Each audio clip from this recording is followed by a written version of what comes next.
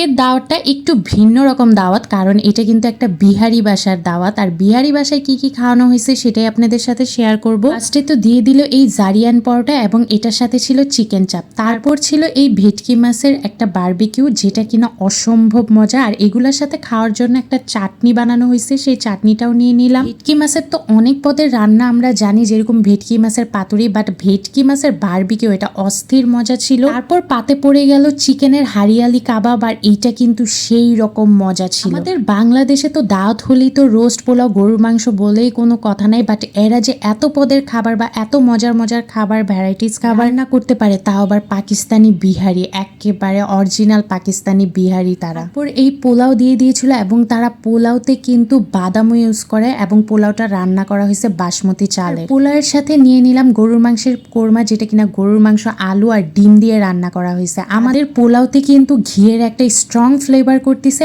এবং এই গরুর মাংসের কোরমাতেও কিন্তু একটা ঘিয়ের স্ট্রং ফ্লেভার করতেছিল। পাকিস্তানি বিহারিরা যে এত পরিমাণ এত পদের রান্না করতে পারে এবং এত মজার, এবং তাদের রান্নাও কিন্তু আমাদের বাংলাদেশিদের থেকে একেবারে ভিন্ন। পাকিস্তানের খাবার দাবার যে এত পরিমাণ মজা, আসলে দাওয়াত না খেলে জানতামই না। তারপর পাতে দিয়ে দিল গরুর মাংসের একটা আইটেম, বাট আমরা কিন্তু এটাকে গরুর কালাভুনা বলি, বাট ওনারা কি জানি বলতেছিল গরুর মাংসের ফ্রাই, এটা আমার ঠিক মনে নেই। গরুর মাংসটা কিন্তু গরুর মাংসের চর্বি এবং তেলের উপর রান্না করা হয়েছে, কোনো রকম ঝোল বা পানি দেওয়া হয় না, এবং খাবারটা কিন্তু আসলে খুবই মজা। আলহামদুলিল্লাহ, এটাই ছিল আমার দাওয়াতের খাবার দাবার। আর এরকম ভিডিও পেতে হলে অবশ্যই আমাকে ফলো দিয়ে পাশে থাকবেন। Bye bye.